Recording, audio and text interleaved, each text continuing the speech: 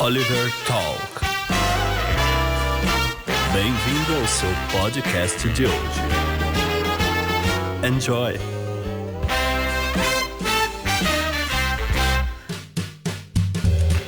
Seja bem-vindo, meu amigo, ao Oliver Talk, seu podcast que descomplica a cultura. E hoje nós falaremos sobre o que é história e como ler. E para tal tarefa, eu trouxe aqui o Edson Wesley, que tem o podcast História Magister, o melhor podcast de história, principalmente que ele está falando sobre a República Finita, sobre Roma. Ele também é conhecido lá no Twitter como Black Sheep News e também tem uma loja de roupas religiosas, a Coprimo. Tudo bem, Edson? Como é que você está? Tudo bem, Oliver. Muito obrigado aqui pela oportunidade. Eu fico muito honrado que você lembrou de mim, tanta gente boa no Brasil. Fico muito feliz que você me deu essa chance aqui, cara. Não, fica tranquilo, a gente só lembra dos melhores. Valeu. Fica tranquilo. Pessoal, então antes da gente começar a nossa conversa aqui sobre como ler livros de história,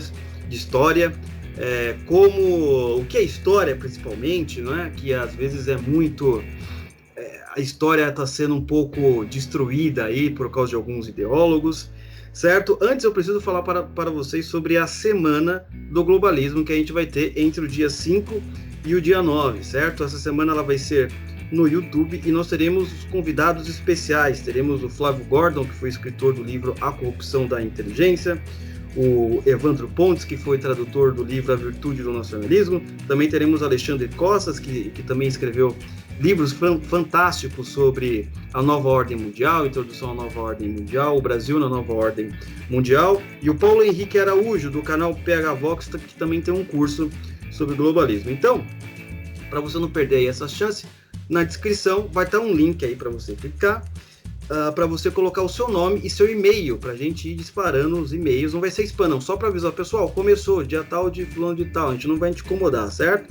E caso você não esteja encontrando aí na descrição, o link para entrar é olivertalk.com/SDG, SDG de Semana do Globalismo. Repetindo, olivertalk.com/SDG. E também não se esqueça de entrar na loja do nosso querido Romanini, que faz as capas maravilhosas aqui do podcast. Ele tem lá uma coleção de camisetas sobre o Brasileirinhos e toda a moda da direita que pode existir. O nosso amigo Edson também tem uma loja de camisetas, a Coprimo, né, que faz camisetas de cunho religioso, correto, Edson? Exatamente. É uma loja mais católica, que é da minha religião, mas tem para todos os gostos lá. Exatamente. Então não esqueça de visitar, o link também vai estar na descrição, porque não basta ser cristão, tem que andar bonito também, correto? Exato. Passar mal testemunho desleixado é foda. Então vai lá, meu amigo, aproveite agora e ajude aí a financiar a cultura. Então vamos lá, vamos ao que interessa, vamos falar sobre o que é história, continuando aqui a nossa série. Eu não sei mais qual é o episódio que nós estamos, mas aqui falamos da última vez sobre como ler literatura e o que é literatura. Agora vamos falar sobre livro de história e como ler história. Mas antes, como sempre, vamos falar um pouco sobre o que é história, né? É uma matéria muito querida por pessoas, porque todo mundo, né, Edson, tem alguma história para contar. Todo mundo, de certa forma, sabe contar alguma história. No entanto, de certa forma, né, o Edson sabe muito melhor do que eu, mas de certa forma, assim, do populacho, história é nada mais do que você saber contar uma narrativa passada, com meio, fim, começo, meio e fim. No entanto, nós estamos falando de uma história mais narrada, mas quando nós estamos falando de história, principalmente de livros antigos, que você tem que estudar para saber certo acontecimento passado, como o próprio Edson faz lá no podcast História Magister, ele está contando a história de Roma, da República Romana até o Império Romano. Existe um processo aí que você precisa ir a fontes históricas escritas há muito tempo, correto? E às vezes elas podem se confundir. Por exemplo, Edson, como é que você faz aí para estudar, né, a história de Roma? Conta pra gente, qual que é o processo que você usa, né? Por que você resolveu também estudar história? Eu não resolvi estudar história. O jeito que eu comecei a ler é meio... Deixa eu só abrir um parênteses aqui para começar por que eu sei de história romana, que é uma coisa meio aleatória, mas quando eu era moleque, eu era jovem, meus 18 anos, 19 anos, eu era aquele tipo de... Não ateu, acho que agnóstico, que sim. se, achava, que se acha muito inteligente para acreditar em Deus, sabe? Não é cool acreditar em Deus. Então, eu achava que não fazia a menor diferença. Aí um dia eu fui à missa e eu tive uma... Eu não quero dizer uma experiência religiosa, mas eu senti que eu vi alguma coisa muito importante, mas não sabia o que era. Uma epifania. Exato, exato, obrigado. E aí eu queria entender o que era exatamente a missa, o que foi que eu assisti, porque era em latim. Eu fui no Mosteiro de São Bento. Uhum. Eu fui só para conhecer, eu não sabia que tinha missa em latim, então. E aí, quando eu comecei a ler a missa, eu vi que as partes da missa têm a ver com a Igreja Católica. A Igreja Católica. Aí eu fui ler sobre a Igreja. E aí, obviamente, você já entra na história da Europa inteira. Uhum. E nessa eu fui puxando o fio, uma coisa na outra. E quando eu, assim, abro aspas, terminei essa minha corrida para tentar de puxar um fio no outro, eu tinha lido por baixo, sem brincadeira, uns 200 livros de história. Porque uma coisa puxa a outra, especialmente na história da igreja, que é basicamente a história da modernidade inteira, né? Uhum. E só que eu tinha um problema quem resolveu para mim foi o professor Olavo, porque eu li muita coisa e não absorvi porra nenhuma. Não absorvi nada do que eu li. Eu meio que li por cima. Uhum. E aí depois que eu comecei a entender que eu não posso só ler. Eu tenho que entender o que eu quero lendo aquilo. Qual é o meu objetivo lendo aquilo? Exatamente. E aí alguém me contou uma vez, que você perguntou o que é história, e eu me fiz essa pergunta muitas vezes, porque é muito difícil, porque a palavra história, ela tem tantas conotações tão comuns, que é difícil você explicar o que é a história para alguém. Assim, se alguém te chega e te pergunta o que é história, igual você fez. Uhum. E não me lembro quem foi, eu acho que eu li em algum lugar, a pessoa explicou assim, a história é como se você estivesse observando uma avenida que atravessa uma cidade. Ela tem várias ruas que ligam a ela, mas existe uma história central. Então, por exemplo, na história de Roma, a gente tem a história de Júlio César e também tem a história de Marcos Bíbelos. Os dois foram eleitos cônsuls juntos. Mas a história de Júlio César é obviamente mais importante que a história de Bíblia. Uhum. Então, quando você quer descobrir a história de alguém, você primeiro, ou de alguma coisa, de algum acontecimento, por exemplo, uma história do Brasil, você tem que entender que você pode olhar ela de fora como se fosse uma avenida, mas você também tem que entender que essa avenida ela é formada ou alimentada das outras ruas que chegam a ela. Então você não pode, por exemplo, um erro muito comum que muita gente faz é: eu quero um livro de história do Brasil. Quero um livro que eu vou entender toda a história do Brasil. Não dá, não dá. Você precisa, quando você quer aprender a história de alguma coisa, você precisa entender do que ela é formada. O que é a história do Brasil? Qual o período você vai, por exemplo, querer entender da história do Brasil? E aí você pode procurar suas fontes. Eu, por exemplo, naquela da República Romana, eu foquei muito em Plutarco. Plutarco é um historiador grego que ele escreveu uma série de livros chamada As Vidas Paralelas. E esses livros são caros, hein? Tentei comprar lá na estante virtual 1.500. Puta, é muito, cara. Conto. Livro físico. Eu tenho o Kindle, que foi a melhor coisa que eu fiz na minha vida. Não, eu Melhor gostei coisa dos PDFão também, os PDFão. Mas e aí ele escreveu biografias de Rômulo até Marco Antônio, que é basicamente a história de Roma, da República inteira. Eles pegam desde os primeiros reis até a queda da República, que é em Júlio César, Cícero e Marco Antônio, que são os últimos livros das vidas paralelas. Então, se você quer aprender história, você primeiro tem que entender que você não pode querer ser maior do que a história. Você não pode querer assumir que você vai entender a história completa de uma hora para outra. Você precisa ter a humildade de entender um ponto de vista de cada vez. Que é a parte mais demorada, né? A pessoa tem pensamento mágico, que eu vou ver um documentário e eu já sei tudo. Né? E tem um outro ponto também, né? Quando a gente está lendo história, a gente está vendo o geralzão, às vezes, né? Ou, às vezes, depende de historiador para historiador. Às vezes o historiador ele não consegue captar o sentimento de um indivíduo específico naquele momento histórico, né? Aí vem a literatura, às vezes, né? Para retratar uma ficção de como seria a vida de Júlio César e tal, né? É por isso que eu citei Plutarco, porque livros sobre a queda da República Romana existem milhares de livros, porque é um dos acontecimentos mais incríveis e mais importantes da história. Só que, como você falou que depende de historiador para historiador, um exemplo é como se alguém fala a queda da República Romana, como você determina como começou a queda? Qual o começo do fim? E qual é o fim do fim? Eu li historiadores, que eu inclusive uso como fonte no História Magister, que consideram que o fim da República Romana vai até o segundo imperador. Então não adianta ter acabado a República, não adianta ter Júlio César como imperador, é só depois que o filho de Júlio César se torna imperador que o cara fala, não, então agora acabou a República, porque esse historiador meio que tem a esperança de que Júlio César fosse retornar à República antes da sua morte. Isso é uma esperança que não tem base, porque o cara sabe o fim da história, o negócio já aconteceu. E aí tem gente que considera que o fim da República Romana é no começo do Triunvirato. Nesse último episódio, inclusive, episódio 7, que eu gravei do podcast, eu conto a história de como nasceu o Triunvirato, que é quando eles desmontam as balanças de poder que estão em Roma há tanto tempo.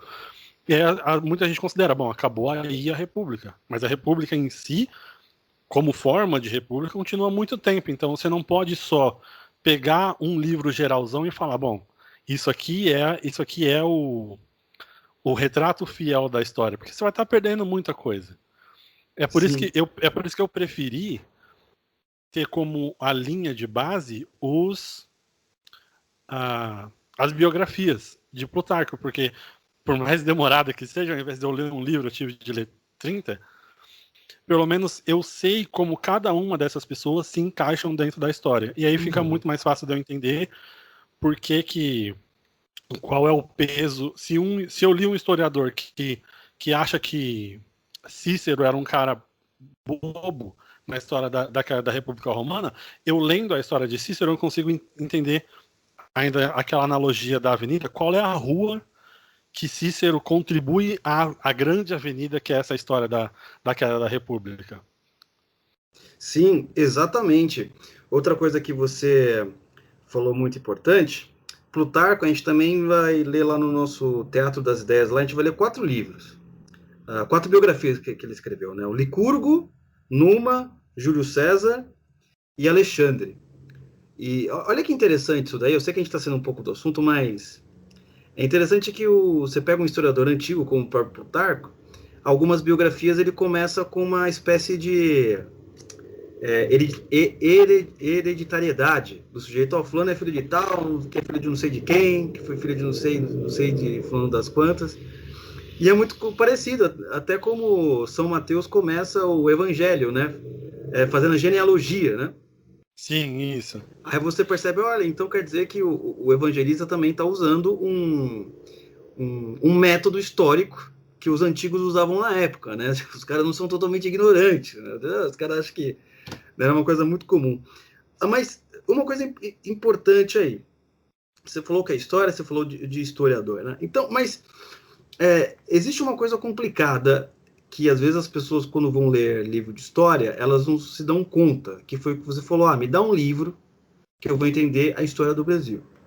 Não é? Então, foi uma das coisas que você apontou que eu venho falando pro pessoal. Primeiro, galera, vai lá, antes de comprar o livro, vai lá e lê o prefácio, a introdução.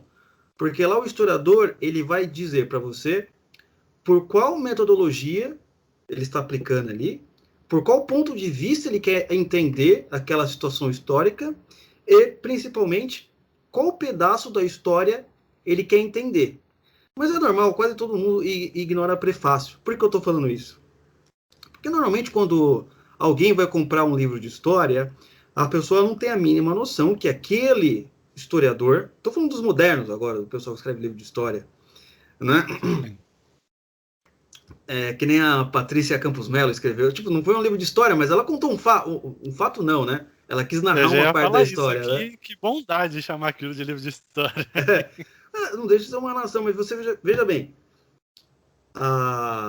Aí você percebe que é muito difícil você ter um livro de história imparcial.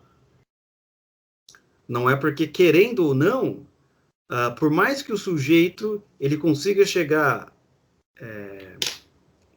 mais próximo do ocorrido possível, as coisas estão muito distantes. Né? Imagina para a gente estudar, que nem você falou. Vamos estudar sobre a história de Júlio César. Cara, Júlio César, 2000 anos.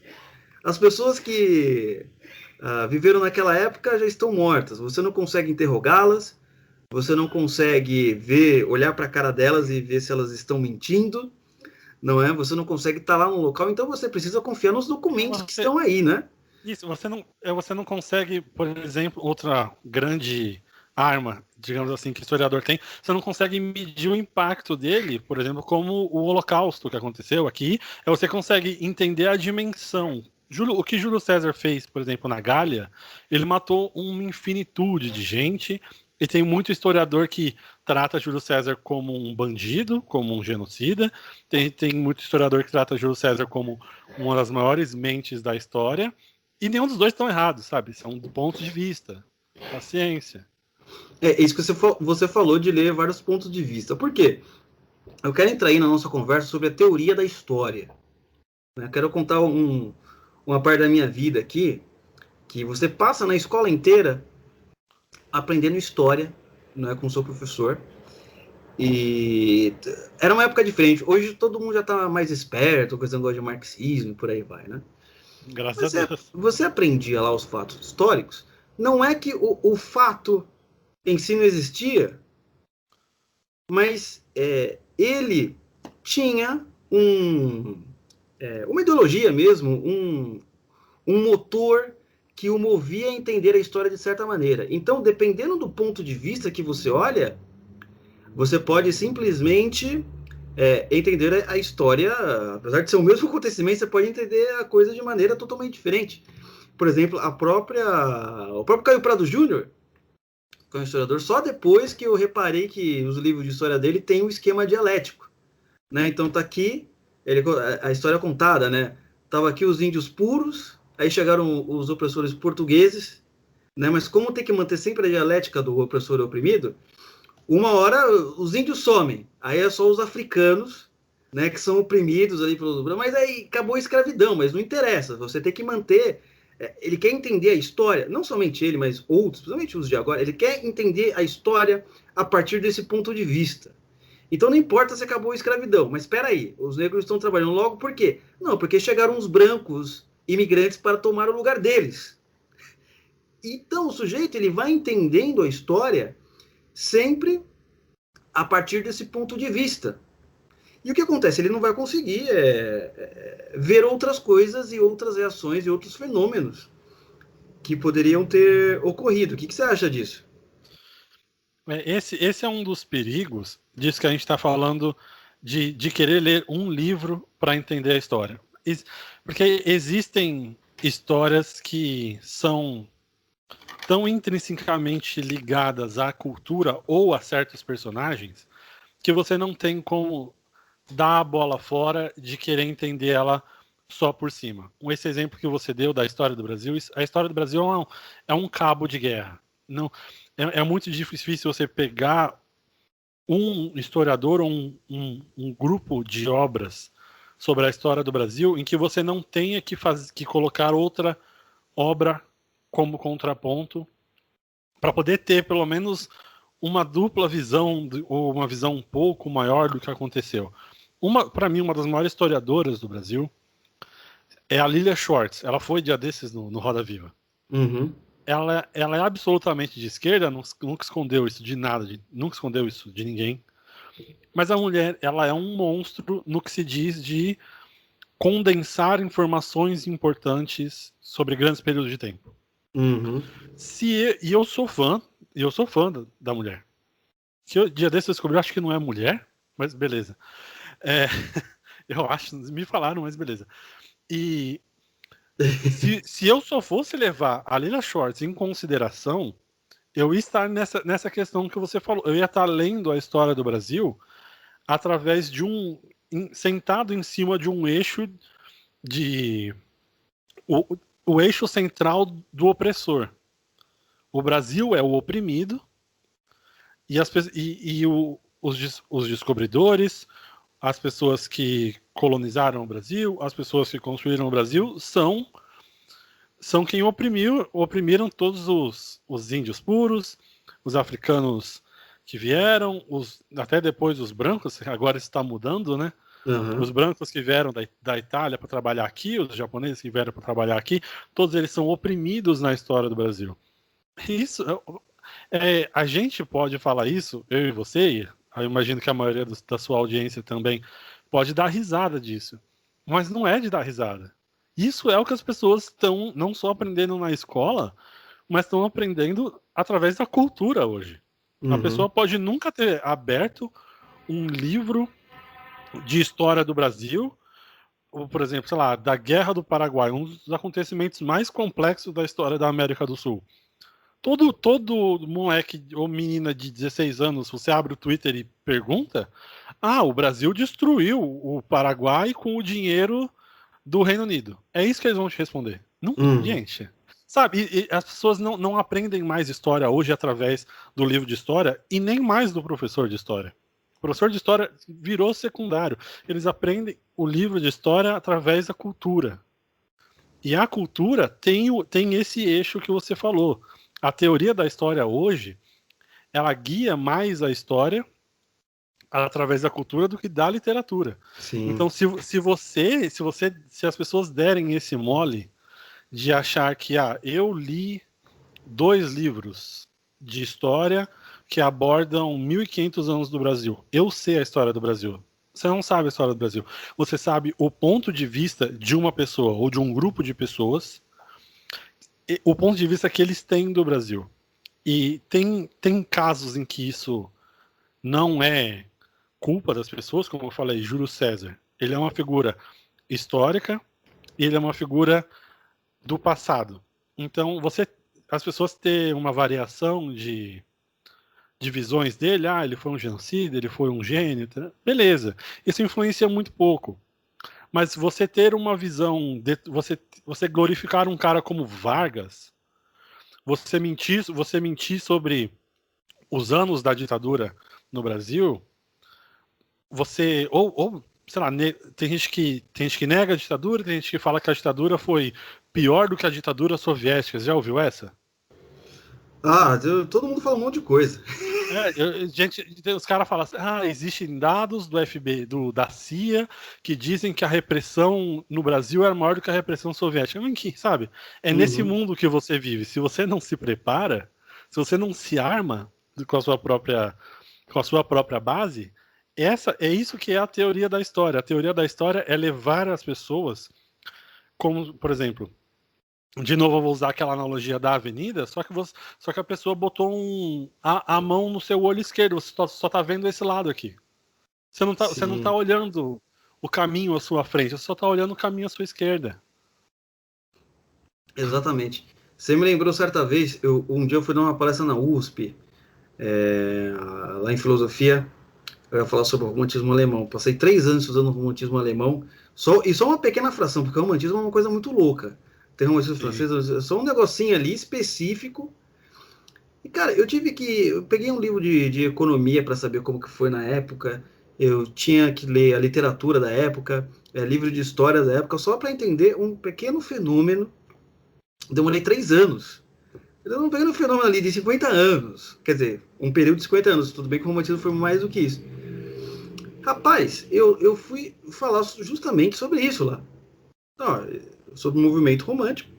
Só que a palestra era mais ou menos assim. Eu fui falar sobre o iluminismo e fui falar sobre um movimento chamado contra-iluministas, que foi um movimento que nasceu no romantismo alemão, né, contra os iluministas. Eu expliquei lá como é que era. levantou lá a mão, a famosa feminista do cabelo azul. Falei, nossa, logo ela fez a pergunta. Não, tudo bem. Estamos aqui para responder qualquer coisa. Manda sua pergunta aí. A moça falou assim para mim: deixa eu falar uma coisa. Quais são as fontes que o senhor tirou essa história do contra-iluminismo? Eu passei, Isaiah Berlin, história do romantismo alemão, tal, não sei o quê, passei várias. Ela falou, não, porque o que o senhor está falando eu não conheço, né? Eu nunca estudei aqui na faculdade isso, né? Eu falei, mas peraí, só porque você não conhece quer dizer que não existe. Ela falou para mim que eu estava considerando que eu falei porque ela não conhece. Então é isso que você está falando, entendeu? Se o cara não aprendeu na faculdade, naquele livro, né? O cara pegou aquele livro lá, não, esses 2 livros aqui eu vou entender a história do Brasil inteira. Aí tem aquele um pequeno ponto da história que você passa 50 anos estudando, o cara fala assim, não, imagina, isso daí nunca existiu, né? Aqui num país que a ignorância é fonte de autoridade. Mas Sim. eu gostei muito disso que você falou, e ele é muito importante, principalmente para os meninos que vão estudar agora história, querem entrar numa universidade, e principalmente as pessoas que querem ler livros de histórias, né? E eu acho que biografia também tem um pouco disso, não é? Porque biografia não deixa de ser a história de uma pessoa, né? Seja uma biografia famosa, de alguém contemporâneo, ou uma biografia antiga, né? De fato, você tem que recorrer aos documentos escritos, né? Principalmente se for uma coisa muito mais antiga. Então, dito posto, vamos conversar então um pouco sobre por que ler livros de histórias. Eu estava tentando responder essa pergunta para mim mesmo. Tá? Por que uma pessoa tem que ler livro de história? Eu acho que a pergunta mais básica, né? Eu estou falando assim, não estou falando um historiador profissional que nem você, né? Tô falando, Que não sou, inclusive. não, mas você é um. Pô, o fato de você não ser talvez um Talvez eu professor de seja um escola bom pública. amador, mas eu não sou profissional. Não, eu digo assim, o fato de você não estar recebendo por dar aula de história no podcast não significa que você não seja um historiador profissional, pô. Você está lá ensinando as pessoas, estudando 200 livros de história, leu mais do que um professor da escola pública, mais professor de história brasileira. De fato, vamos falar assim, então, alguém que tem mais conhecimento. Então, uma pessoa assim, por exemplo, ela não vai ser um historiador profissional, mas é um leigo interessado. Por qual motivo ele tem que ler livros de história?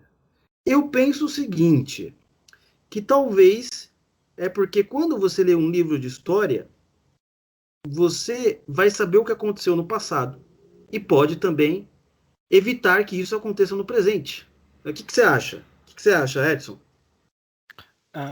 A minha motivação, pessoal, para ler livro de história foi essa que eu falei. Eu não gosto de ser pego de surpresa por coisas que eu tenho o acesso a descobrir, como foi, por exemplo, o caso da missa.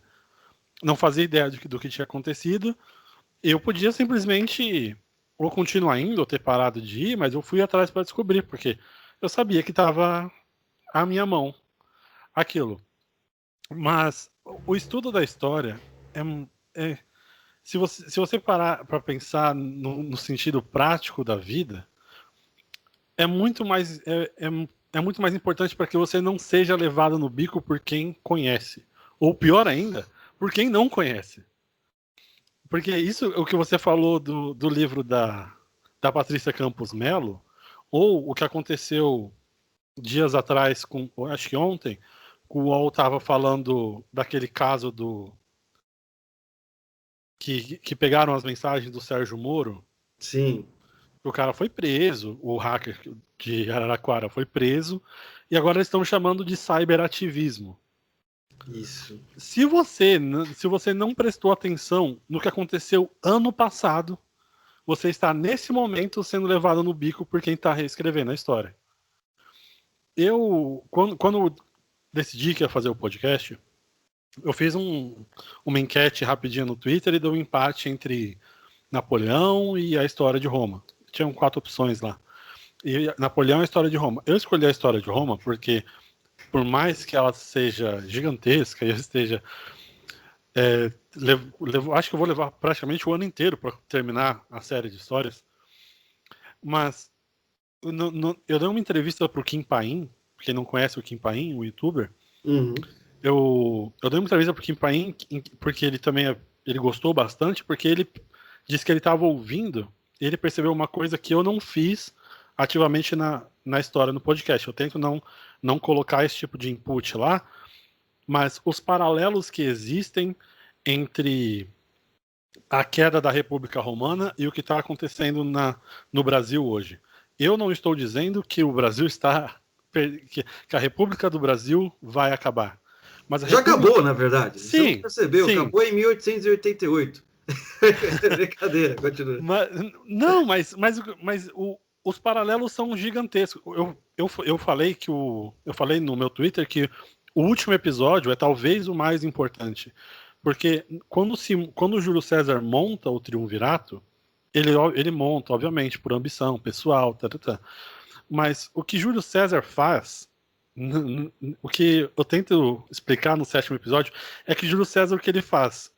Por que ele consegue dominar a República Romana? Porque ele leu história. Eu não estou brincando, porque eu não sei até onde você ouviu, mas nos 3, 4 primeiros episódios, eu basicamente me dediquei inteiramente a contar a história dos tribunos das plebes. Tibério Graco, Caio Graco, esqueci o nome do outro rapaz agora, que foi morto dentro de casa. Porque eu não queria... Caio Graco e Tibério Graco são muito importantes, mas os outros, eu queria explicar que a sociedade romana, o establishment romano, vamos falar a palavra mais moderna, o establishment romano, ele se colocava diretamente contra quem tentasse destruir o modo de viver do Senado, o jeito com que ele mandava no país, e o jeito que eles acharam para resolver isso a partir de Tibério Graco foi mandar matar as pessoas. E Júlio César leu, isso existe em diversas biografias dele, ele parou, leu a história do Tribuno das Plebes, e ele aprendeu, porque cada Tribuno das Plebes aprendeu um pouco com o outro, então cada um morreu um pouco mais tarde. E Júlio César percebeu que para ele não ser morto pelo Senado, ele ia ter que destruir o poder do Senado inteiro. Então ele juntou duas pessoas que são infinitamente, nesse ponto da história, infinitamente mais poderosas que ele. Pompeu, o maior militar da história, até ele. Pompeu, o maior militar da história, e Crasso, o homem mais rico de Roma. E ele fala, vocês vão me defender se alguém tentar me matar? Eles falam, sim. Então Júlio César, o que ele fez? Ele leu, e lendo, ele destruiu a República Romana, porque Júlio César não era ninguém de importância, ele era o cônsul, mas ele não tinha um currículo militar de um Pompeu, ele não tinha o dinheiro de um Crasso, mas ele, percebendo o caminho por qual Roma vinha seguindo, ele falou, bom, já que o trem está descarrilhado, eu posso saquear ele enquanto isso acontece. E o que está acontecendo no Brasil, hoje no Brasil, é que tem gente que conhece a história do Brasil, que sabe quem manda no Brasil e quem não manda no Brasil, e tá passando, eu acho que já passou por cima das instituições para fazer o seu bel prazer, para colocar o seu plano em ação. Quando você estuda a história, é claro que a gente está falando coisas muito acima da nossa folha de pagamento aqui. Tá falando da República, está falando da República, está falando da República Brasileira, da República Romana, mas se você é um cara que você quer o bem do Brasil, se você é um cara que você não entende como isso pode acontecer no Brasil, é só ler. Não precisa ler Roma, lê a Revolução Americana, lê a Revolução Francesa. Para com isso, deixa o pessoal no Twitter dando opinião, sem ler nada. Bem melhor. Se você mandar os caras ler, você é louco? Eu vi uma entrevista, acho que essa semana passada, uma palestra do Bishop Barron, um bispo americano, e ele acho que ele estava dando uma palestra para os Cavaleiros de Malta, e a palestra dele era o que está acontecendo nos Estados Unidos hoje. E a resposta dele foi que a gente está vivendo o desdobramento de 4 filósofos. Se eu não me engano, eram Kant, Nietzsche, e 2 da Revolução Francesa, que já eu vou lembrar o nome. E ele tá falando, as pessoas hoje acham que filósofo ou livro são poderes passados, são poderes velhos, eles não têm mais poder hoje, mas, cara, o que os filósofos alemães, o que os revolucionários franceses, o que os ditadores romanos, o que os republicanos americanos, os primeiros, fizeram, esses caras estão mandando na nossa vida até hoje, e se você não sabe disso, gente que sabe tá guiando o país por você. Isso, cara. Exatamente. Aliás, falando em igreja, até as próprias heresias modernas, elas são vestidas de modernidades, mas não deixam de ser as velhas heresias corriqueiras, né, que os primeiros cristãos enfrentavam, né? Só que estão voltando como se fosse uma coisa nova também. Mas quem sabe história sabe que isso está acontecendo, correto? Sim, a palavra da moda agora é cristofobia. E tem gente que acha que isso... como pode cristofobia num país como o Brasil? Como pode cristofobia no Ocidente? Eu já li essas duas na última semana. Uhum. Isso é não saber nada de nada da história. E eu não tô falando isso eu não li isso no Twitter do Boulos. Eu li isso no Twitter de gente de direita. Como cristofobia num país de maioria católica como o Brasil? Cara, lê. Tem que ler. Se você não lê, alguém tá lendo por você. É aquela velha do vestibular, você lembra? Sim, se você não estudar, tem um japonês que tá estudando no seu lugar. se você não lê, tem gente que lê guiando o país por você. Isso, exatamente, né? E hoje, além de até leitura, nós temos até um pessoal fazendo documentários legais, né? Tentando dar um outro ponto de vista, como você, sobre a história da República Romana. Tem o pessoal do Brasil Paralelo também, tem outras iniciativas, ou mesmo... eu vejo que a galera monarquista, eles são bem mais ativos nessa, né? Eles fazem páginas, escrevem sobre Dom Pedro, o golpe militar que Dom Pedro recebeu. Você vê que a galera monarquista também está tentando dar um outro ponto de vista aí. Aliás, se eu puder interromper só para poder fazer um elogio, porque, de novo, como o meu foco no podcast a história romana, e a gente falou aqui um pouco, eu citei, sei lá, Nietzsche ou Kant ou revolucionário americano, pode parecer que a história antiga do mundo tem que ser revista, tem que ser lida, e tem mesmo, mas acho que até agora a coisa mais importante que o Brasil Paralelo fez foi essa série em que eles fizeram um recap muito básico dos 11 ministros. Coisa que os caras foram ali em 2002 buscar. E ninguém, se buscar 90%, as pessoas não sabem como que o Gilmar chegou na corte, então, quais são os ligamentos do Lewandowski. Cara, e é coisa daqui, 1 década e meia atrás. Isso foi importantíssimo que os caras fizeram isso. O Gilmar trabalhava com Ives Gandras Martins. Que é hoje cotado como ministro conservador. Óbvio, não tô falando, não sei exatamente se eram subalternos, acho que trabalhavam juntos, coisa inimaginável nos dias de hoje, não é? E aí as pessoas pensam que o Gilmar é um... Porque como muita gente começou a acompanhar a política há 6 anos atrás, não estou dizendo isso como demérito, há pouco tempo atrás a gente não tinha o meio, a internet destruiu o jeito que o establishment alimentava a gente de informação. Sim. Então, tem gente que já começou a acompanhar a política há 6 anos atrás e acha que o Gilmar caiu do céu com esse poder todo que ele tem sobre a República. Que o STF tem esse poder inteiro, que eu estou falando há uns meses, que o Brasil é uma critarquia. Critarquia era um jeito, acho que é no Antigo Testamento, tem alguma... Israel foi por um tempo dominado pelos juízes, você deve saber. E o nome daquilo é uma critarquia. Hoje o Brasil é uma critarquia. E a critarquia do Brasil começou no julgamento do Petrolão. Mas se as pessoas não acompanham política há tanto tempo, 6 anos atrás não era o Petrolão ainda. Então as pessoas não entendem como o judiciário brasileiro é tão poderoso, como pessoas como Gilmar Mendes, o Toffoli, são tão poderosos, e o Brasil Paralelo resgatou isso de uma coisa de uma década e meia atrás. E a gente precisa saber de coisas de uma década e meia atrás para não ficar tão perdido com a cara para cima como tem gente hoje. Isso é verdade, né? Eu acho que o que você falou, você tem total razão. Muita gente despertou para a política aí durante o processo eleitoral do Bolsonaro, até um pouquinho antes, né? Graças a Deus. Mas também nós temos que tomar cuidado, né? No sentido de que, pô, por que será que isso que você falou? Por que será que o STF é assim? Será que sempre foi? Será que está começando agora?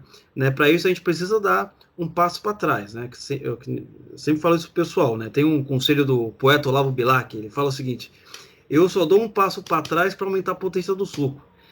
Então, é isso. O pessoal acha que dá um passo para trás. Não, você tá dando um passo para trás, para um pouquinho de comentar, para de falar bobagem, entendeu? Muita coisa, ansiedade, dá um passo para trás para você estudar história, que nem faz o Edson, para quando você chegar com um socão, não é verdade? Isso é verdade. Por exemplo, isso foi o que o Senso em Comum fez. Agora já puxando o saco de vocês um pouco, mas a trajetória do Senso em Comum na internet foi uma coisa meteórica. E a galera acha que a gente até hoje fala, até hoje cita você, o Morgan, ou a galera do Senso em Comum, o Felipe Martins, que era do Senso em Comum também. E cara, se alguém não conhece a história de como o Morgan lia os livros de filosofia no busão da Zona Leste para a USP, esse cara, o que a internet deu para ele o poder de mudar o cenário eleitoral brasileiro, porque foi através do Senso em Comum que o trabalho do Felipe Martins se difundiu por ali, que hoje é o cara que tá, um dos poucos caras que estão conectados diretamente do conservadorismo ao presidente. Exatamente. Então, tipo, um conjunto de pessoas, eu digo o Senso em Comum, porque eu sou fã de vocês e eu tô falando com você, mas muita gente, lendo história e lendo a filosofia, conseguiu mudar o curso do Brasil, cara, não dá 10 anos. Eu não tô falando de um superpoder, de uma coisa ultrapassada, foi agora isso, gente.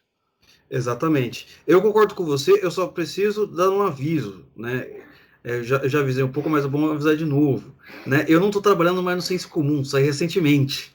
Mas eu concordo com tudo que você falou. Não, só para deixar claro, porque senão o pessoal sempre manda um e-mail para eu mandar texto. Eu não trabalho mais lá. Mas não, isso que você falou é verdade. Você falou a verdade. O pessoal do Senso Comum, o que o Morgan fez, ele também me ajudou muito enquanto eu estava lá. O próprio Felipe Martins, né, um homem que aceitou quase a votação em quase todos os estados, né, na eleição americana, e isso agora pode acontecer de novo, né, mas acho que ele não vai mais falar os resultados da eleição, né, porque ele está lá no governo, né. O Felipe Martins é um exemplo disso que a gente está falando. Sim. O Felipe Martins é porque as pessoas veem o Felipe Martins, infelizmente, a gente ainda tem, inclusive no Twitter, a visão muito embaçada pela velha mídia ainda. Então, as pessoas têm o Felipe Martins como um grande guru, que chamam ele de guru, e as pessoas botam nessa ideia na cabeça, mas ele é um estudioso. O cara sabe pra caralho, o cara leu pra caralho. O cara não acertou as eleições americanas, ele não jogou na roleta pra acertar. Ele sabia o que ele estava falando, obviamente.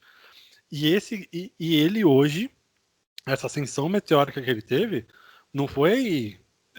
Ele não pegou numa arma, ele não foi para uma guerra, ele não tem... O pai dele não era amigo do Bolsonaro, foi porque o cara leu.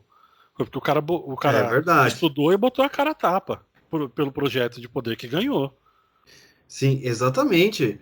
Estudar, correr atrás, aprender livros de história, que nem eu já falei para vocês. Estão estudando, lê um de cada vez.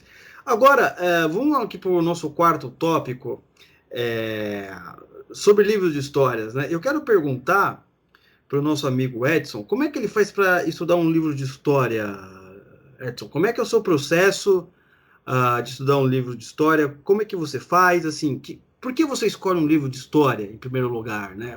Quero ler esse livro tal. Qual o objetivo? Por que você escolhe? Como que você lê? Você lê tudo de uma vez? Você lê aos poucos? Explica aí pra gente. Cara, a minha leitura ela é muito picada. porque mesmo tendo lido tanto, e eu ainda leio bastante, mas o meu... Porque como eu trabalho no computador, eu acho que eu tenho aquele vício de que a minha atenção ainda é meio espalhada. Então eu tento ler, eu leio pouco, mas eu tento ler sempre. Se eu consigo ler 5 páginas em 1 hora, isso eu aprendi com a minha namorada, que é a Nichelle, que ela estuda como as pessoas aprendem. Ela estuda o processo físico do cérebro de como as pessoas aprendem. Neurológico, seria Exato. isso? Ela estuda isso. Meu Deus, você namorou com um gênio. Se eu não me engano, ela vai usar no negócio de mestrado dela agora o Conta Pra Mim, do Nadalin, que ela disse que é uma coisa genial. O jeito que isso vai mudar a cabeça das crianças no Brasil, se for bem implementado, ela disse que é genial, porque quanto mais você lê, mais você entende tudo o que você lê. Então, se você estiver lendo um livro de história, você vai entender melhor uma propaganda, por exemplo. Que o seu cérebro se desenvolve num geral, ele não se desenvolve localmente, não é uma academia. Ele se desenvolve num geral. E se eu leio 5 páginas e na sexta eu começo a ter aquela sensação de que eu estou só olhando para as letras, eu paro. Eu não fico me matando mais para ler. Isso. E eu escolho o livro muito por curiosidade. Mas uma coisa que eu aprendi na tentativa e erro, a gente conversou antes de gravar aqui, eu falei que eu li bastante, mas eu tive muito a sensação de que eu absorvi pouco de muita coisa que eu li. E uma coisa que eu aprendi é não assumir nada do livro. Isso é uma coisa que pouca gente sabe, e eu não digo isso querendo passar sermão, mas é porque eu mesmo caí nessa armadilha. Porque muita gente pega, por exemplo, um livro sobre Napoleão, uma das pessoas mais incríveis que já existiram. Só que Napoleão, ele é uma figura não só histórica, como é uma figura cultural. Então muita gente assume que sabe muita coisa sobre Napoleão. Então quando as pessoas vão ler sobre Napoleão, primeiro, eles caem naquela que a gente falou, eles leem um livro sobre Napoleão e eles assumem que eles sabem bastante, então isso já é o suficiente. Mas, tirando isso, as pessoas leem um livro e elas assumem que elas já sabem o que está nele. Elas só estão pegando mais referências para aquilo que elas já sabem. Sim. E as pessoas acabam com a ignorância delas e perdem o que existe no livro. Então, quando eu gosto de, quando eu vou ler um livro de história, eu assumo, quase sempre certo, de que eu sou burro. Então, se eu tô lendo um livro sobre Júlio César, um cara que eu já devo ter lido umas 40 coisas, uns 40 livros, no geral, só sobre o Júlio César, biografias sobre ele. Se eu vou ler a 41ª biografia de Júlio César, eu assumo que eu não sei nada sobre o Júlio César. Porque se eu entro num livro já na primeira leitura, querendo fazer a leitura crítica dele, eu não vou aproveitar nada do livro. Eu vou estar só comparando o conhecimento que eu já tenho contra o conhecimento do livro. E é como se eu estivesse entrando num debate com o livro. Exatamente. Muita gente faz isso com quase tudo que eles fazem, com jornal, com reportagem, com tweet. As suas já chegam com uma resposta e elas comparam a resposta dela com a informação que elas estão vendo. Se não bate, elas descartam a informação nova. E se você faz isso com o livro, é melhor você não ler o livro. Vai jogar uma sinuca. Sério, você está perdendo seu tempo, você gastou o dinheiro do livro, ou você perdeu seu tempo pirateando um livro, e você está gastando seu tempo batendo boca com um cara que já morreu. Não, você tem razão. Eu acho que o próximo episódio aqui que eu vou fazer é sobre o leitor de jornal. Porque o leitor de jornal, ele é o pior tipo de leitor. Isso não foi falado por mim. Eu lembro de um artigo do C.S. Lewis falando que os leitores de jornal são os piores. Por quê? Chesterton também adorava falar mal. Por quê? Porque o cara que só lê jornal hoje seria o quê? Ler notícia, na internet, lá nas redes sociais, todo mundo compartilhando, pegando fogo. Primeiro, cara, uns 70% só ficou puto com o título, com raiva e começou a escrever. Então, você imagina, é esse tipo de leitor que o cara, ele lê algo, né? Ele não consegue chegar até o fim da matéria e ele já tá bravo, babando, ele não consegue fazer um julgamento frio, ele já tá extremamente emocionado. Você imagina, então, um sujeito que, com essa característica, com essa deficiência em saber ler, imagina ele lendo um livro sério de história. E as pessoas hoje na internet, muita gente assume o contrário de uma posição que eu sou fiel. Isso é uma coisa que eu vou morrer lutando, que não existe mais jornalismo no Brasil. As pessoas dizem no mundo, mas eu não posso dizer pelo mundo, eu posso dizer pelo Brasil. Não existe mais jornalismo no Brasil e quem matou foi a internet e os próprios jornalistas. Eles sabem, jornalista não é pago um salário dele normal. Ele é pago pelos cliques que a matéria dele rende. O cara faz um título que é para ele desenhou aquele título para te enganar, para você passar raiva e compartilhar aquilo, e você está caindo naquilo, e ao invés de ler a matéria, que em si já é tendenciosa, você está lendo só o título, que é mais tendencioso do que a matéria, e você está achando que você está informado. Sim, isso... Continua. O buraco que as pessoas estão hoje, no sentido de informação, tirando a literatura, tirando o estudo de história, de informação mesmo. Eu não sei se você viu, tava rolando um tweet de um cara que ele era num shopping no interior de São Paulo, e o cara tinha uma propaganda de celular na cancela do shopping, você viu? Sim. Aí tava escrito assim, quebrou seu celular, nós consertamos para você. E a mulher do shopping reclamou com ele que as pessoas estavam chegando na cancela, lendo quebrou, e não liam o resto e davam ré. Cara, isso é o Paulo Freire deve estar dando risada. Isso é o Brasil hoje. As pessoas leem a primeira palavra, associam quebrou com quebrado e vão embora. Eles não conseguem ler 3 palavras seguidas hoje no Brasil. Que nem eu falei, o sujeito que inventou o termo direita Paulo Freire foi a melhor coisa. Não, alguém falou outro dia lá na internet, pô, essa direita Paulo Freire aqui, a gente escreve os bagulho e interpreta tudo errado. Porque, gente, o analfabetismo, o analfabetismo funcional, ele não tem ideologia.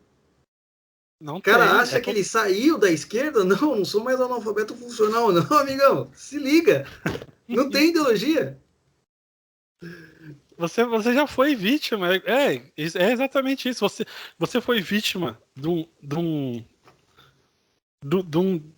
tipo de escolaridade que ele foi feita para você continuar burro a sua vida inteira. Funcionou. Porque hoje todo mundo é burro. Como eu falei, eu não me tiro dessa. Só porque eu li bastante, eu não me tiro dessa taxa, porque eu sei que por muita informação que eu aprendi antigamente e que por muitas coisas eu ainda devo basear as minhas decisões, as minhas coisas, eu aprendi erroneamente, porque todo mundo foi vítima de Paulo Freire no Brasil. É verdade. O Paulo Freire é o maior, o cara que mais vitimizou o brasileiro na história. É verdade. Todo dia é um processo de purgação, né? Exatamente. E aí, o que você falou de direita, Paulo Freire, é perfeito, porque se você saiu da esquerda hoje, meu amigo, parabéns. Agora você tem a obrigação de começar a tentar não ser mais burro. Agora você acabou de assumir um compromisso se você saiu da esquerda. O esquerdista é burro, ele não liga de ser burro. O esquerdista vê o Jones Manuel falando bem de Stalin e ele não vai falar contra o cara, porque para ele a ideologia é mais importante do que a coerência. Os caras abertamente falam, os caras abertamente sabem disso. Então, ele não tem compromisso em não ser burro. Você agora tem. Parabéns. É exatamente isso. Então, amigo que está escutando o Oliver Talk, essas regras que o Edson do podcast História Magister passou foi basicamente aquilo que nós estamos falando há muito tempo já aqui, em vários episódios. Quando você for ler um livro só faça o julgamento depois que lê-lo. Né? Não importa se o livro é do cara de esquerda, centro-esquerda, não interessa. Porque senão você vai estar agindo que nem um esquerdista lendo com a mais pura emoção. Ai, eu não consigo ler esse livro aqui, me dá raiva. Ai, meu amigo, você ainda não está pronto. Né? Como é que é falar lá aquele... um inimigo, um vilão de um joguinho, you not prepare, alguma coisa assim, you do not prepare. Exatamente.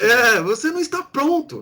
Você não está pronto. Porque isso, a gente, eu e o Oliver estamos falando desse jeito, porque nenhum de nós dois somos profissionais de história.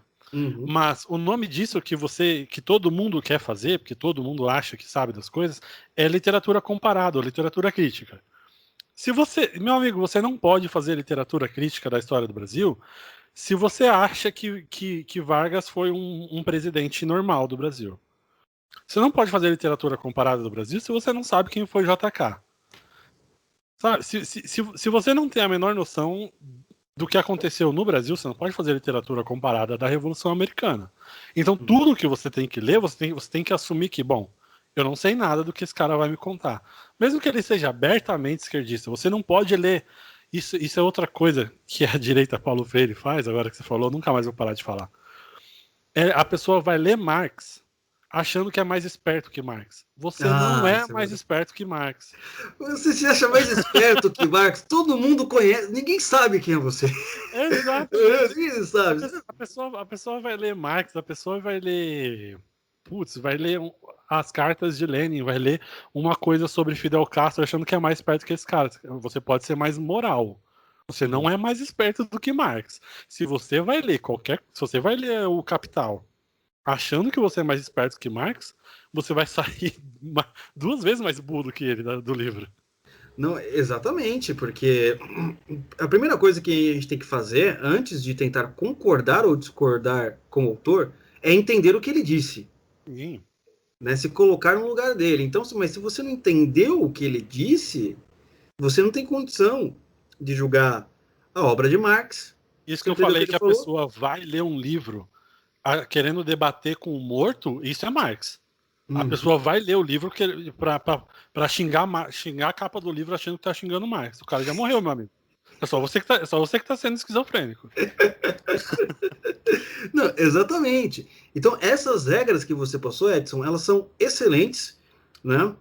Já dá para o pessoal começar a ler com o coração um pouco mais frio. O importante é o seguinte, aqui a gente não vai passar guia de leitura, até porque não dá e não é esse o objetivo. Mas, quando você for escolher aquele episódio específico para estudar sobre um ponto da história de São Paulo, sobre a história do Brasil, não importa qual história seja, faça isso.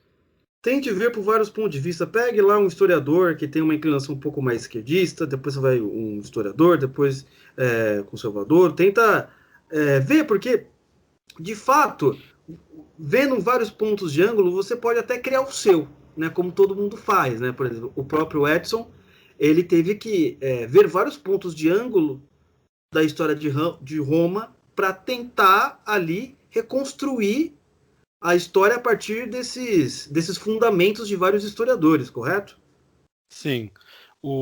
Quando esse tanto de referências, que eu cito umas 4, 5 principais ao longo do podcast, mas tem momentos em que eu uso mais o Kindle ou os PDFs, né? Porque eu não tenho, como você falou, um livro é R$1.500, um livro de o pessoal não tem noção. Desses. O pessoal não tem noção que para fazer podcast de cultura, que nem a gente faz, eu acho que é barato, cara. Os livros são mais caros que esses iPhone aí que você compra. Você não tem noção, tem que baixar o livro do Plutarco lá, não é mais traduzido, só tem num sebo lá no interior do Acre. É assim mesmo, que os caras...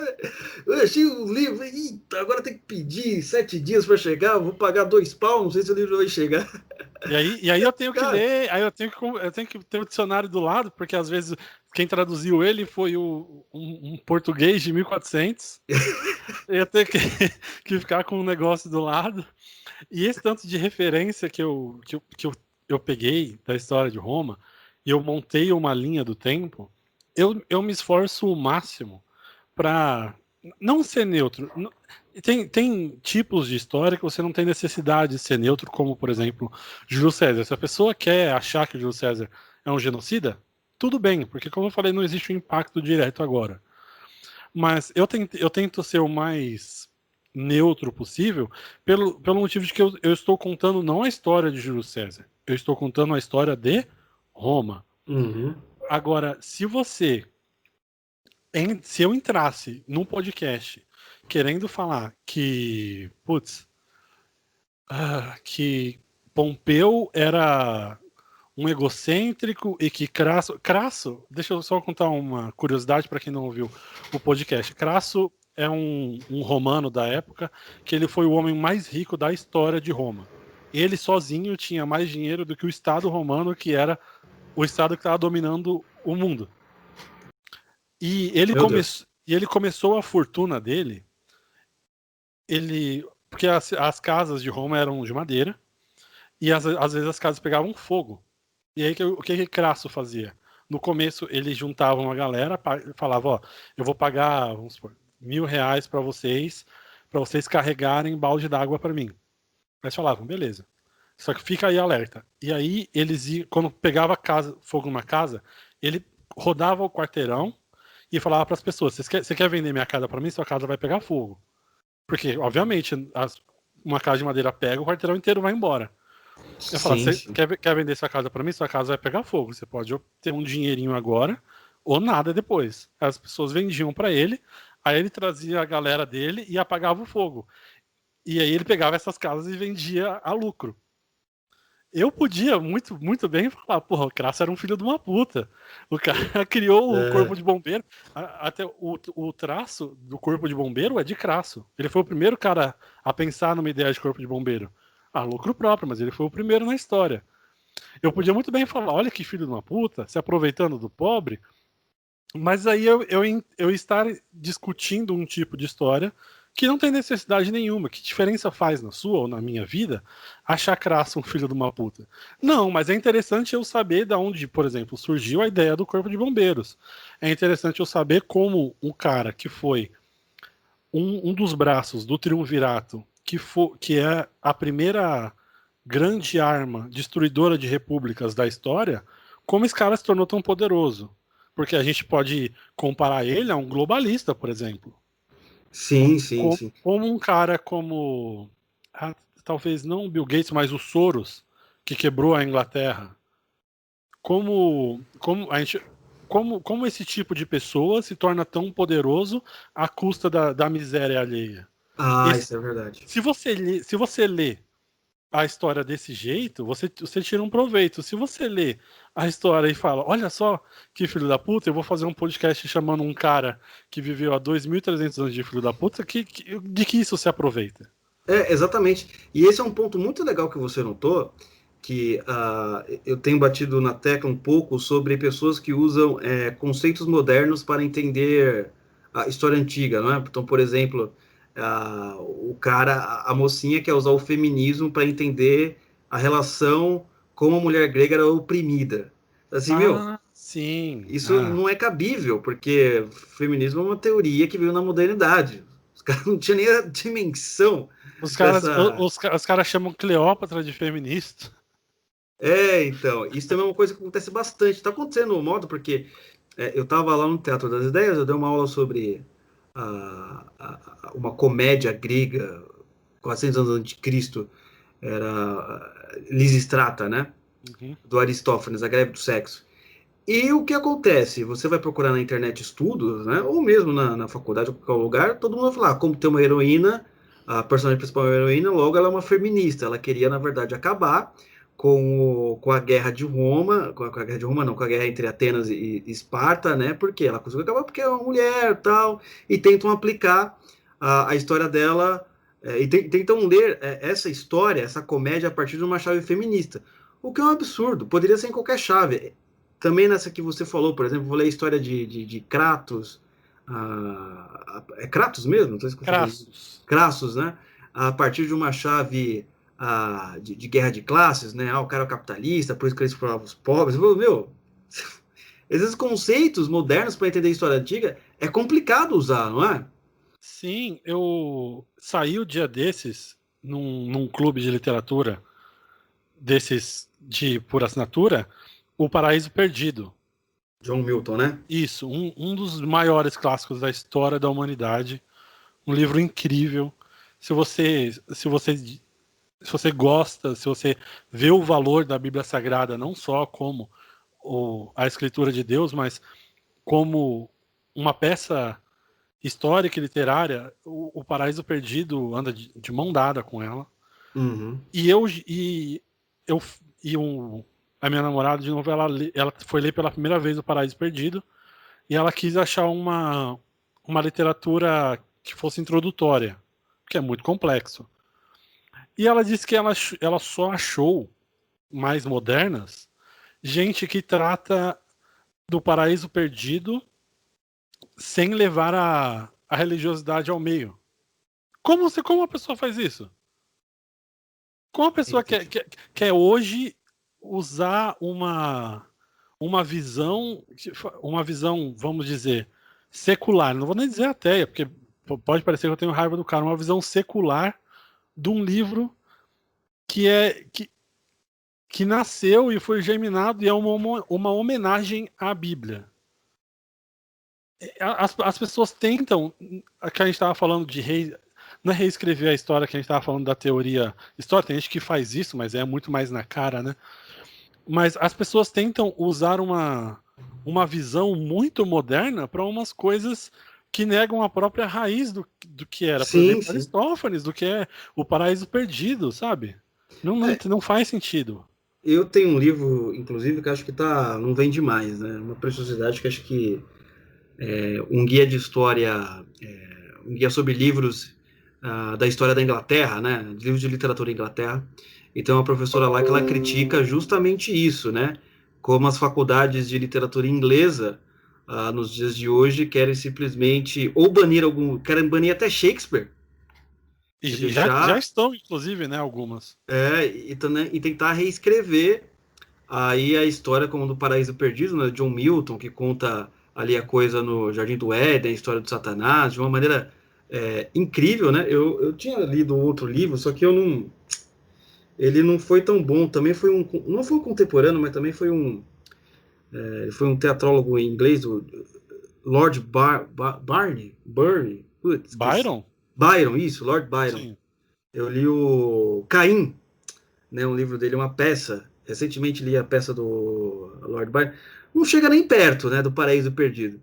Mas assim, E só abrindo um parênteses, não é porque ela é ruim, é porque o Paraíso Perdido é incrível. Sim, Lord Byron também é um gênio, mas Paraíso Perdido é outra coisa.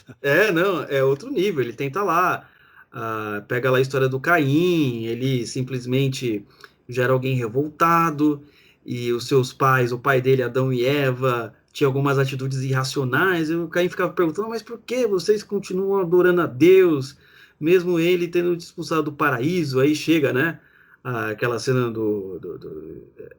tipo uma serpente, leva o cara para um outro lugar, mostrando que criou o mundo, tal, tentando convencer Caim a largar Deus. Enfim, aí vocês conhecem o final da história, ele mata o próprio irmão, e no final aí dessa peça, eu vou falar assim porque ela tem mais de 150 anos, não vai falar para mim que é spoiler. Não tem spoiler de história, não. 150 anos o cara escreveu essa peça.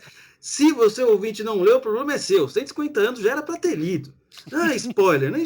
Outro dia eu vi na internet, quando tava passando aquela novela da Record lá, Os 10 Mandamentos.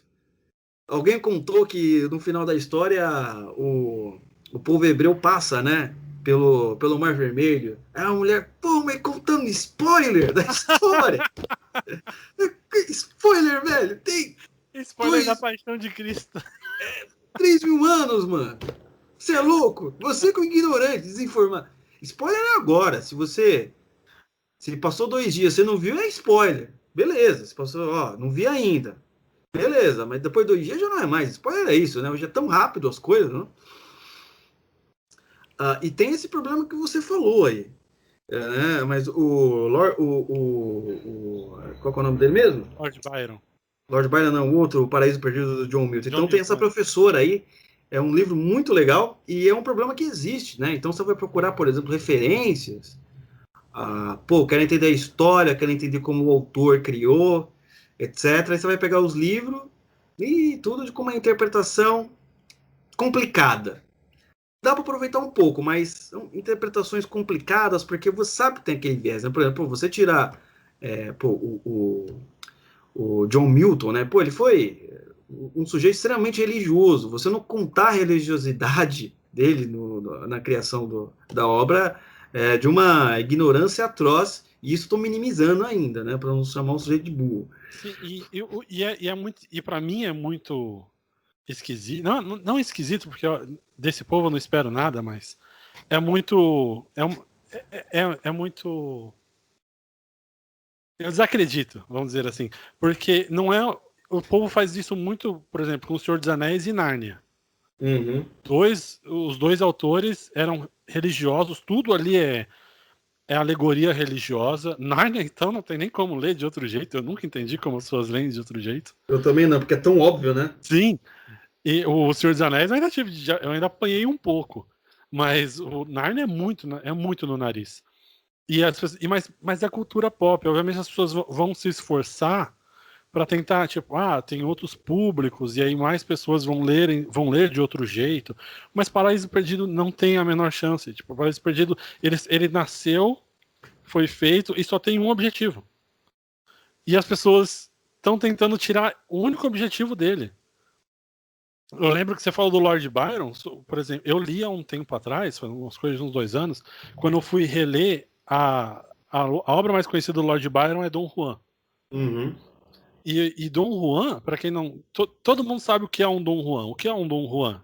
É um cara que pega muita mulher, é um cara que conquista muita mulher. A história de Dom Juan é um cara que as mulheres seduzem ele, todas as mulheres seduzem Dom Juan, e ele é facilmente seduzido por mulher, porque ele é um homem. E obviamente que todo mundo, tipo, isso não é uma coisa moderna, mas a partir da Revolução Francesa, de novo, isso é muito mais complexo, mas se inverteu. Dom Juan não é mais o vilão, o coitado da história. Agora ele quem tá pegando um monte de mulher, ele é um porco. Mas não, a história sempre foi o contrário. E as pessoas estão fazendo isso há séculos e séculos, mas agora, se você não tomar cuidado, é só o que tem. É só o que as pessoas vão tentar te passar. Se você não for no original, se você não for na fonte, é só o que vai acontecer, é só o que você vai achar. Exatamente. Então, antes da gente finalizar aqui, Edson, deixa eu dar alguns avisos pro pessoal. Amigos, é o seguinte, acabou de sair a aula ali no Oliver Club da vida intelectual. Dessa vez nós falamos sobre profissão, vocação e vida intelectual, como conciliar. E também sábado agora às 11 da manhã vai ter mais uma aula nova no Teatro das Ideias. A aula agora vai ser com o André Assi, vai ser sobre a República de Platão. Então, se você quiser ter acesso ao Teatro das Ideias, as aulas sobre a vida intelectual, a revista Cronos, nosso grupo de Telegram, você vai ter que assinar lá o Oliver Club, que é o nosso sistema de assinatura, é o nosso clube de vantagem, certo? O link vai estar na descrição, ou você vai entrar em olivertalk.com/Oliver Club. Também não se esquecer da nossa Semana do Globalismo, que vai ser entre o dia 5 e dia 8, com convidados especiais e de alto nível. O endereço é olivertalk.com/SDG, ou vai estar aqui o link na descrição. Por favor, entre, porque senão você vai se perder, não vai saber o que está acontecendo. Nós teremos também sorteios de livros durante a Semana do Globalismo, então se inscreva rapidamente, porque na segunda agora já vai começar, certo? E também uma outra coisa muito importante, né? Não se esqueça de acompanhar o nosso amigo Edson no seu podcast História Magister. O link vai estar aqui na descrição. Vai lá, assina, ajuda ele, vai lá os comentários, dá empolgação, etc. E também visitar a loja de roupas, certo? Que ele possui, a Coprimo, né? Coprimo.com.br ou só .com, Edson? .com.br. Vai lá, compre algumas roupas, seja feliz, desde aniversário, tá chegando aí já o Natal, tá chegando as festas de Ano Novo, né? E tá chegando principalmente as férias da Black Friday, e você vai poder aí presentear sua namorada, sua mulher, seu filho, né? Para ele andar muito bem. Então, antes da gente finalizar, pessoal, hoje eu dei um chorinho para vocês, certo? Normalmente a gente acaba antes de 1 hora. Tô dando aqui 14 minutos de chorinho para você ouvinte, tá? O papai Oliver tá piedoso. Papai Oliver, não consigo. Mas, Edson, antes da gente finalizar, queria que você comentasse alguma coisa que eu não falei, suas considerações finais, porque assim, a gente fez 1 hora, se não der para falar, não deu. Não é fazer o quê? Senão a gente nunca para de falar, apesar não, a despeito do assunto estar interessantíssimo. Eu não pararia mais, mas tudo tem um fim. Inclusive a história acho que vai ter, certo, Edson? Eventualmente. O que eu queria falar para vocês, eu já queria entrar no gancho do Oliver, é que a gente falou muito do jeito errado de ler a história. E eu não queria acabar, porque foi basicamente o que eu falei muito mais do jeito errado de ler a história do que do jeito certo. Ele falou agora que o Oliver Club vai ter um curso em que acho que o Andreassi vai falar da República de Platão. Da República de Platão. Não, se você puder, não perca, porque não só a República de Platão, é um dos livros mais importantes da história, um dos livros mais influentes em todas as eras que você imaginar. Teve algum personagem muito importante que leu a República de Platão, entendeu o ideal e quis aplicar no mundo real. Como não é um livro fácil de você ler sozinho. Então uma dica que eu te dou é, se você quer ler e você não consegue ler sozinho, o que não é culpa sua. Lembrando, Paulo Freire, nós somos todos vítimas. Somos todos...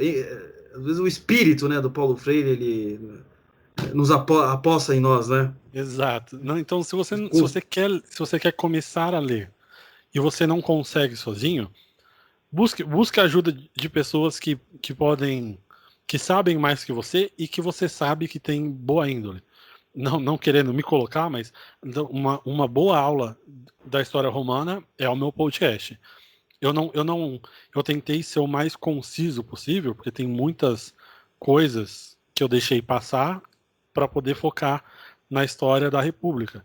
Mas o livro da República de Platão é um livro interessantíssimo para você começar a sua vida intelectual, se você estiver começando, e busque a ajuda de alguém.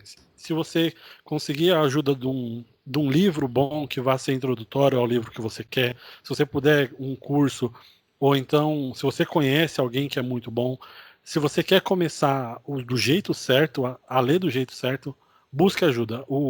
A República de Platão, se eu pudesse dar uma dica, seria ou a República de Platão ou a Ética Nicômano, que é um livro muito simples e tem... Que leremos logo em seguida também. Ah, pronto! Pronto. É isso. São 2 livros que você vai usar na sua vida inteira, você vai se espantar com o que está escrito lá há, 5 mil anos atrás? 3 mil anos? Acho que em torno de 400 antes de Cristo. Ah, nossa, me perdi então, tá. Porque, enfim, é muito tempo, muito tempo. Muito tempo. E esses 2 livros, sempre é o tipo de livro que, se alguém te perguntar, 2 livros que você precisa ler. Eu diria a República e a Ética Nicômano, e o Oliver e o André vão te ajudar. Obrigado pela propaganda, hein, meu? Que isso, até cara. encabulado agora, viu?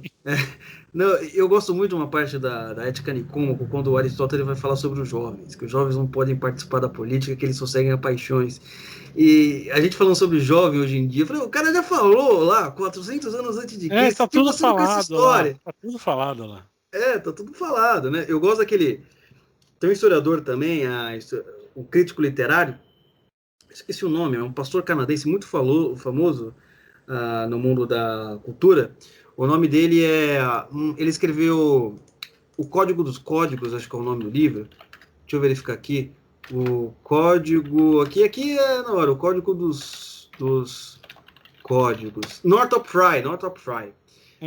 Ele é um crítico literário canadense, ele também é pastor de uma igreja, e ele é um dos grandes críticos literários do mundo, e ele fala que você consegue, em todo romance universal, você vai ver que alguma história, algum conceito de todo o grande romance da história do Ocidente, o cara vai estar lá na Bíblia. A raiz está lá na Bíblia, ele fala. Vale a pena ler esse livro, Código dos Códigos. E eu achei, sabe qual a coisa mais estranha desse livro, Código dos Códigos? Não sei se só fui eu que reparei. Né? É que a editora, se não me falha a memória, é a Boitempo. Né? Tá, e a Boitempo é uma editora assim, extremamente marxista, né? E eu falei, nossa, Northrop Frye aqui? Porque a Vide também lançou, né, um livro da Northrop Frye, né? Só que não foi o Código dos Códigos. Foi Anatomia da Crítica. Se eu não me engano, será que esse é o nome mesmo? Anatomia da Crítica? Enfim, é um outro livro. Mas você vê, até a Boitempo, que é uma editora comunista por natureza, acabou lançando esse livro. Não sei porquê, mas às vezes acontece milagre, né? A gente acredita. Acontece milagre. Então, meu amigo Edson, muito obrigado pela sua participação. Foi uma honra tê-lo aqui. Eu achava que você não ia aceitar o convite, porque você é um homem muito culpado, né? Sempre tá lá. Sabe como eu imagino você fazendo podcast? Você já viu aquele... Já assistiu O Senhor dos Anéis, né? Sim. Não tem como o Gandalf, no primeiro filme, ele vai tentar ver a história lá, ele entra numa torre, tem uns documentos mofados, sujos. Ele vai pesquisando os documentos, bebendo e fumando. É o Edson. Tá lá os documentos, né? Pesquisando PDF em site russo. É assim. Pesquisando, que nem o Gandalf ali, os pergaminhos perdidos da história da civilização. Falei, excelente. Então é isso. Muito obrigado a você também que participou aqui do Oliver Talk. Não esqueça de assinar o nosso podcast nas melhores plataformas, Spotify, YouTube, iTunes, SoundCloud. Também não deixe de seguir a gente também nos melhores canais nas redes sociais para não perder nada. Facebook, Instagram e Twitter também, se você quiser colocar o seu e-mail na nossa lista VIP, que vai estar aqui na descrição, todas as informações estarão na lista VIP, a gente manda e-mail para você sempre quando sair um episódio novo, certo? Então, muito obrigado e até o próximo episódio, que vai ser... eu quase esqueci isso, olha só, que é tudo improviso. Próxima semana, pessoal, não vai ter podcast, porque a gente vai estar na Semana do Globalismo no YouTube, certo? Vai ser do dia 5 do dia 9, então não vai ter podcast. É bom você colocar o seu endereço lá na Semana do Globalismo, ou já adicionar-nos lá no YouTube, no canal do Oliver Talk, certo? Então, muito obrigado e até a próxima. Fui. Oliver Talk. Este é o fim do seu podcast. Muito obrigado.